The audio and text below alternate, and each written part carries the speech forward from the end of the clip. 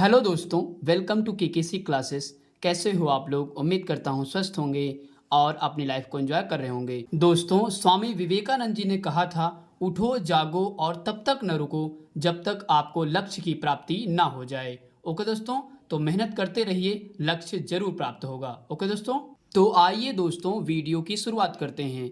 दोस्तों, हम आपको हर क्वेश्चन के लिए 5 सेकंड का टाइम देंगे और आप अपना मन में ही आंसर सोच लीजिए। ओके दोस्तों, और आप बताइए कि आप कितने क्वेश्चन इसमें सही कर पाते हैं। दोस्तों, इससे ये पता चलेगा कि आप बोर्ड एग्जाम के लिए कितनी अच्छी तैयारी कर रहे हैं। ओके दोस्तों, आइए दोस्तों क्वेश्चन नंबर 1 से शुरुआत करते हैं। दोस्तों, क्वेश्चन नंबर 1 क्या कह रहा है? एल्यूमिनियम की सतह पर ऑक्सीजन परत का बनना कहलाता है। Option A catenation, B option है एनोडीकरण। दोस्तों, आपका टाइम यहाँ पे खत्म हो चुका है। ऑप्शन यहाँ पे बी सही है, यानी कि एनोडीकरण। ओके दोस्तों, जब दोस्तों एल्युमिनियम की सतह पर ऑक्सीजन की परत जम जाती है तो उसको क्या बोलते हैं? एनोडीकरण बोलते हैं। ओके दोस्तों, इसके बाद दोस्तों हम लोग दूसरा क्वेश्चन करते हैं। दोस्तों, दूसरा क्वेश्चन क्या कह रहा है? आर्सेनिक तत्व हैं। ऑप्शन ए अधातु, ऑप्शन बी उपधातु। तो दोस्तों यहाँ पे आपका टाइम खत्म हो चुका है। आर्सेनिक तत्व कैसे तत्व होते हैं? तो उपधातु होते हैं। ओके दोस्तों, तो दोस्तों यहाँ पे उपधातु शब्द आया है। दोस्तों, उपधातु किसे कहते हैं आइए जानते हैं। तो दोस्तों, उपधातु किसे कहते हैं? जिनमें धातु एवं अधातु दोनों का गुण पाया जाता है, उसे क्या कहते हैं दोस्तों? उपधातु कहते हैं। ओके दोस्तों, उपधातुएं कौन कौन सी होती हैं? आपका आएगा यहाँ पे सिलिकॉन, इसके बाद एंटीमनी, तीसरे नंबर पे है जर्मेनियम, उसके बाद है आर्सेनिक और इसके बाद है बोरान। ओके दोस्तों, आदि मतलब और भी हो सकते हैं। तो दोस्तों इनको आपको याद रखना है क्योंकि एग्जाम में कोई भी क्वेश्चन यहाँ से बन सकता है। ओके दोस्तों, आई होप कि दोस्तों समझ में आ गया होगा। इसके बाद दोस्तों हम लोग अगला क्वेश्चन करते हैं। दोस्तों, इसके बाद क्वेश्चन नंबर तीसरा क्या कह रहा है?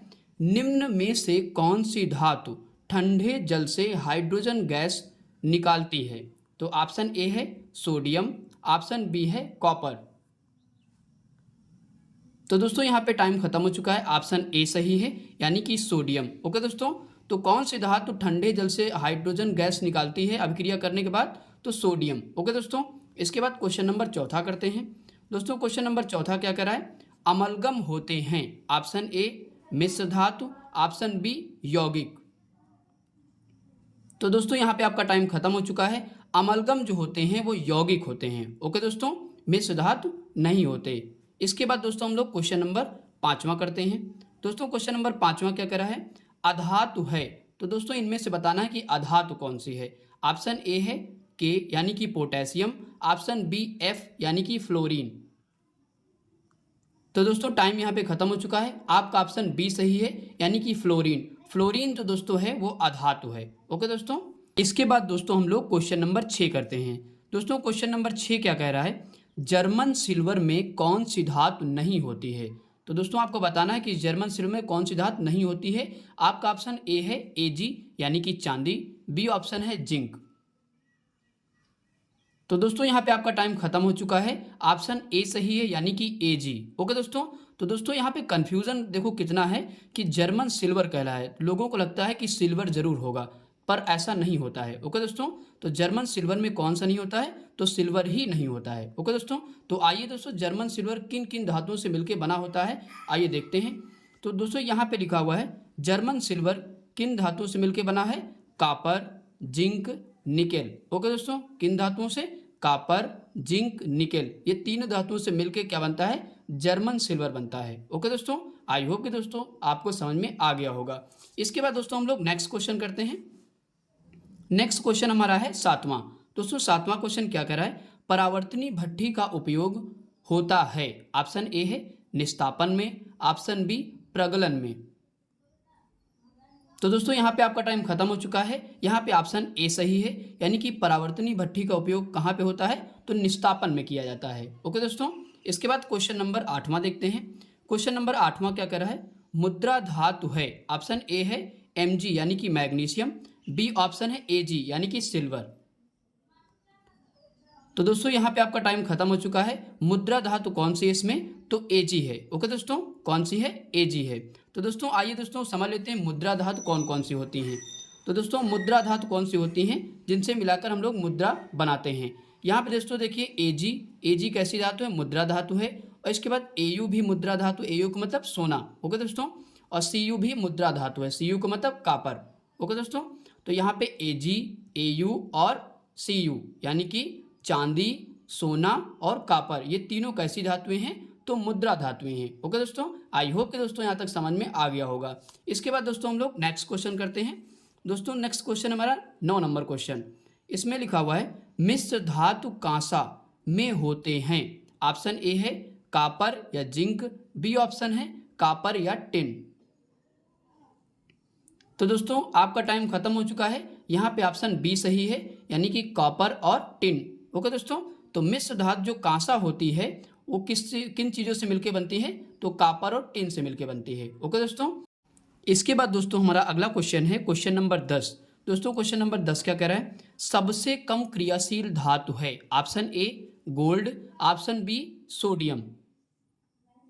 तो दोस्तों यहाँ पे आपका टाइम खत्म हो चुका है। यहाँ पे ऑप्शन ए सही है, यानी कि सबसे कम क्रियाशील धातु कौन सी है, गोल्ड यानी कि सोना। दोस्तों ऐसा क्यों है, क्योंकि जब आप देखोगे सक्रियता श्रेणी पढ़ोगे तो उसमें जो सोना है वो सबसे नीचे आता है, ओके दोस्तों। तो इसलिए ये सबसे कम क्रियाशील धातु होती है, ओके दोस्तों। आई होप कि दोस्तों यहाँ तक आपको समझ में आ गया होगा।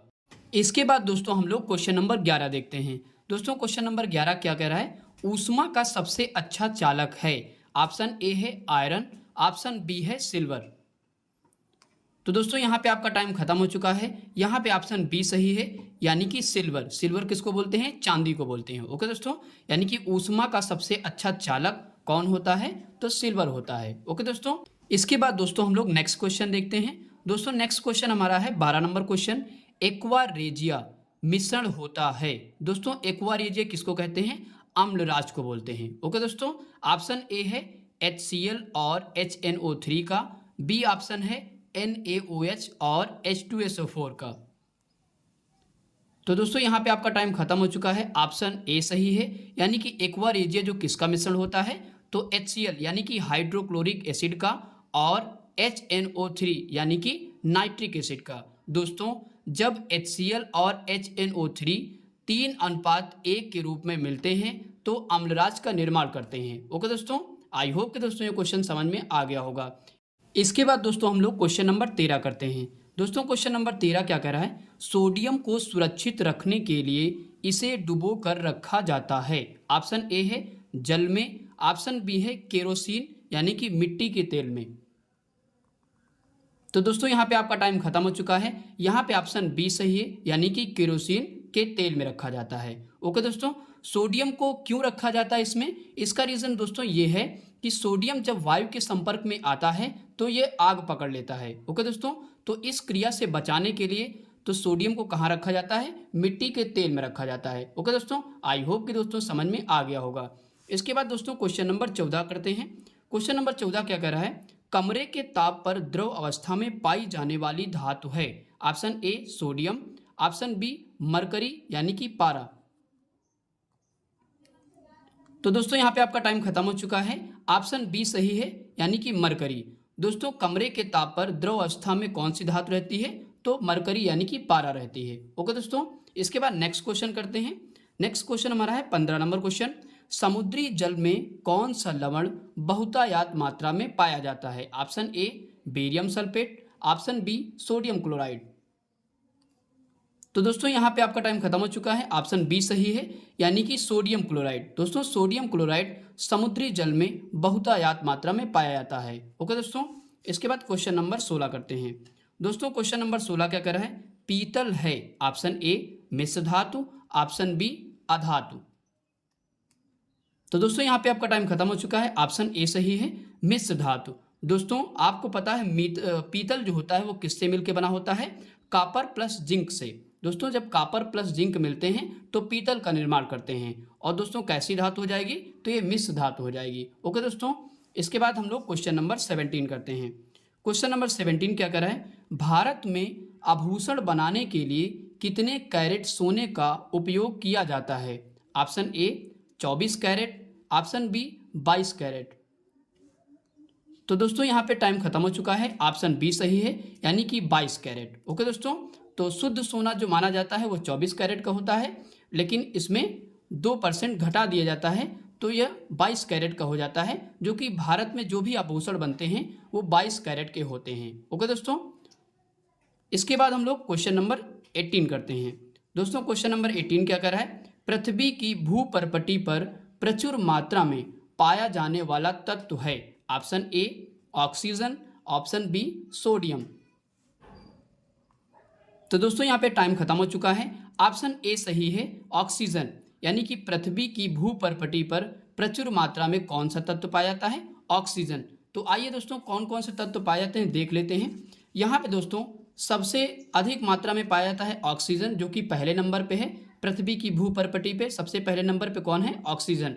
दूसरे नंबर पे कौन सी धातु है, ये दोस्तों अधातु है, क्योंकि ऑक्सीजन क्या है, गैस है। ओके दोस्तों, दूसरे नंबर पे कौन सा तत्व है, सिलिकॉन। इसके बाद तीसरे पे है एल्यूमिनियम, और चौथे पे कौन सा तत्व है, लोहा। ओके दोस्तों, तो ध्यान रखिएगा, ये क्रम जरूर ध्यान रखिए, क्वेश्चन कहीं से भी बन सकता है। ओके दोस्तों, इसके बाद दोस्तों क्वेश्चन नंबर हम लोग 19 देखते हैं। ओके दोस्तों, क्वेश्चन नंबर 19 क्या कह रहा है दोस्तों, सिनेबार अयस्क है। ऑप्शन ए मरकरी यानी कि पारा का, या बी ऑप्शन है कॉपर यानी कि तांबा का। तो दोस्तों यहाँ पे टाइम खत्म हो चुका है। सिनेबार जो अयस्क है वो किसका है, पारा का है। ओके दोस्तों, पारा जो है कहाँ से निकाला जाता है, सिनेबार अयस्क से निकाला जाता है। ओके दोस्तों, इसके बाद क्वेश्चन नंबर 20 देखते हैं। क्वेश्चन नंबर 20 क्या कह रहा है, कॉपर तथा टिन का मिश्रण है। ऑप्शन ए पीतल, ऑप्शन बी कांसा। तो दोस्तों यहाँ पे आपका टाइम खत्म हो चुका है, ऑप्शन बी सही, यानी कि कांसा। दोस्तों कांसा किससे मिलकर बना होता है, तो कॉपर तथा टिन से मिलकर बना होता है। ओके दोस्तों, आई होप कि दोस्तों यहाँ तक क्वेश्चन आपको समझ में आ गए होंगे। इसके बाद दोस्तों हम लोग क्वेश्चन नंबर 21 करते हैं। दोस्तों क्वेश्चन नंबर 21 क्या कह रहा है, सबसे अधिक क्रियाशील धातु है। Option A potassium, option B magnesium. तो दोस्तों टाइम यहाँ पे खत्म हो चुका है, ऑप्शन ए सही है, पोटेशियम। दोस्तों सबसे अधिक क्रियाशील धातु कौन सी होती है, तो पोटेशियम होती है। दोस्तों आपने सक्रियता श्रेणी पढ़ी होगी, उसमें सबसे ऊपर क्या आता है, तो पोटेशियम आता है, इसीलिए दोस्तों यह सबसे अधिक क्रियाशील धातु होती है। ओके दोस्तों, आई होप कि दोस्तों ये क्वेश्चन समझ में आ गया होगा। इसके बाद दोस्तों हम लोग क्वेश्चन नंबर 22 करते हैं। दोस्तों क्वेश्चन नंबर 22 क्या कह रहा है, निम्न में से कौन सी धातु भूपर्पटी में सबसे अधिक मात्रा में पाई जाती है। ऑप्शन ए है लोहा, ऑप्शन बी है एल्यूमिनियम। तो दोस्तों यहाँ पे आपका टाइम खत्म हो चुका है, ऑप्शन बी सही है, यानी कि एल्यूमिनियम। ओके दोस्तों, तो किस प्रकार पाई जाती है आइए देखते हैं। दोस्तों अगर हम देखें तो सबसे अधिक मात्रा में ऑक्सीजन पाया जाता है भूपर्पटी पर। ओके दोस्तों, दूसरे नंबर पे सिलिकॉन है, तीसरे पे एल्यूमिनियम है, और चौथे पे लोहा है। ओके दोस्तों, तो यहाँ पे दोस्तों ऑप्शन में क्या है, लोहा और एल्यूमिनियम है। तो यहाँ पे दोस्तों एल्यूमिनियम सबसे ऊपर आता है, तो इसलिए आपका बी ऑप्शन सही हो जाएगा। ओके दोस्तों, ये दोस्तों क्रम आप ध्यान रखिएगा, क्योंकि क्वेश्चन कहीं से भी बन सकता है। ओके दोस्तों, इसके बाद दोस्तों हम लोग क्वेश्चन नंबर 23 करते हैं। दोस्तों क्वेश्चन नंबर 23 क्या कह रहा है, पृथ्वी से खनिज अयस्कों में मिट्टी, रेत आदि जैसी अशुद्धियों को कहते हैं। ऑप्शन ए है आपका गैंग, ऑप्शन बी है अयस्क। तो दोस्तों यहाँ पे आपका टाइम खत्म हो चुका है, यहाँ पे ऑप्शन ए सही, यानी कि गैंग। ओके दोस्तों, तो पृथ्वी से खनिज अयस्कों में जो मिट्टी होती है, रेत होती है, ये सारी जो अशुद्धियाँ होती हैं इनको क्या कहते हैं, गैंग कहते हैं। ओके दोस्तों, इसके बाद दोस्तों हम लोग अगला क्वेश्चन करेंगे। दोस्तों नेक्स्ट क्वेश्चन है 24 नंबर क्वेश्चन, कह रहा है कि धातु हैं। Option A phosphorus, option B potassium. तो दोस्तों यहाँ पे टाइम खत्म हो चुका है, यहाँ पे बी ऑप्शन सही है, पोटेशियम। दोस्तों धातु की बात कर रहे हैं तो धातु कौन होगा, पोटेशियम क्या है, हमारी धातु है। ओके दोस्तों, इसके बाद क्वेश्चन नंबर 25 करते हैं। दोस्तों क्वेश्चन नंबर 25 क्या कह रहा है, लोहा एवं इस्पात को जंग से सुरक्षित बचाने के लिए किसकी परत चढ़ाई जाती है। ऑप्शन ए है जिंक यानी कि जस्ता की, या फिर बी तांबे या कॉपर की। तो दोस्तों यहाँ पे टाइम खत्म हो चुका है, ऑप्शन ए सही है, यानी कि जिंक की परत चढ़ाई जाती है। ओके दोस्तों, जब दोस्तों लोहे या इस्पात पे जंग लग जाती है तो उसको बचाने के लिए किसकी परत चढ़ाई जाती है, जिंक की। दोस्तों इस प्रक्रिया को हम लोग क्या बोलते हैं, आइए देखते हैं। इस प्रक्रिया को यसद लेपन या गैल्वेनीकरण कहते हैं। ओके दोस्तों, किस प्रक्रिया को, यानी कि जिंक की परत चढ़ाने की प्रक्रिया को क्या बोलते हैं, यसद लेपन या गैल्वेनीकरण बोलते हैं। ओके दोस्तों, आई होप कि दोस्तों ये क्वेश्चन आपको समझ में आ गया होगा। इसके बाद दोस्तों हम लोग क्वेश्चन नंबर 26 देखते हैं। दोस्तों क्वेश्चन नंबर 26 क्या कह रहा है, विद्युत अपघटनी परिष्करण में अशुद्ध धातु बनाया जाता है। ऑप्शन ए है कैथोड पर, ऑप्शन बी एनोड पर। तो दोस्तों यहाँ पे आपका टाइम खत्म हो चुका है, ऑप्शन बी सही है, एनोड पर। ओके दोस्तों, जब दोस्तों विद्युत अपघटन द्वारा हम लोग धातुओं का शोधन करते हैं तो वहाँ पे एनोड पर जो है अशुद्ध धातु जमा हो जाती है। ओके दोस्तों, आइए दोस्तों इसको हम फिगर से समझते हैं। दोस्तों यहाँ पे विद्युत अपघटन द्वारा जब हम लोग धातु को क्या करते हैं, शोधन करते हैं धातुओं का, तो यहाँ पे दोस्तों ये प्लेट जो होती है एनोड की होती है, ये कैथोड की होती है। दोस्तों प्लस वाली होती है उसको एनोड बोलते हैं, जो माइनस वाली होती है उसको क्या बोलते हैं, कैथोड बोलते हैं। ओके दोस्तों, एनोड पर दोस्तों क्या होती है, अशुद्ध धातु जमा होती है, और शुद्ध धातु कहाँ जमा होती है, कैथोड पर। ओके दोस्तों, तो यहाँ पे ऑप्शन में क्या था, एनोड था, यानी कि अशुद्ध धातु कहाँ जमा होगी, तो एनोड पर जमा होगी। ओके दोस्तों, आई होप कि दोस्तों ये क्वेश्चन समझ में आ गया होगा। इसके बाद दोस्तों हम लोग नेक्स्ट क्वेश्चन करते हैं। नेक्स्ट क्वेश्चन हमारा 27 नंबर क्वेश्चन कह रहा है, निम्न में से कौन सा आयनिक यौगिक है। Option A NaCl, option B HCl। तो दोस्तों यहाँ पे टाइम खत्म हो चुका है। ऑप्शन ए यानी कि NaCl यानी कि सोडियम क्लोराइड जो है वो एक आयनिक यौगिक है। ओके दोस्तों, इसके बाद दोस्तों क्वेश्चन नंबर 28 करते हैं। क्वेश्चन नंबर 28 क्या कर रहा है, बॉक्साइट किस धातु का अयस्क है। ऑप्शन ए सोडियम का, ऑप्शन बी एल्यूमिनियम का। तो दोस्तों टाइम यहाँ पे खत्म हो चुका है। बॉक्साइट जो है वो किस धातु का अयस्क है, तो एल्यूमिनियम का है, यानी कि बी ऑप्शन आपका सही है। ओके दोस्तों, इसके बाद दोस्तों अगला क्वेश्चन है क्वेश्चन नंबर 29। दोस्तों क्वेश्चन नंबर 29 क्या कह रहा है, इनमें से कौन सी अधातु चमकीली है। ऑप्शन ए है आयोडीन, ऑप्शन बी है ब्रोमीन।